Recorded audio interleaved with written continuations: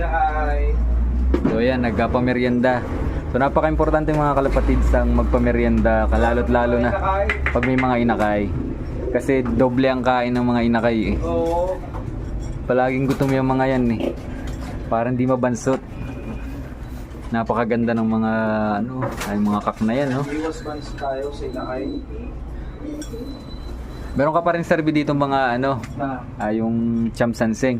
Ito, hawak ko, speaking. Yan.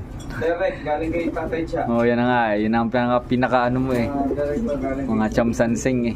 Halos, mahigit ka nahati ng linyado ng ibong ko kay Tatay. Oh, cham sanseng ano.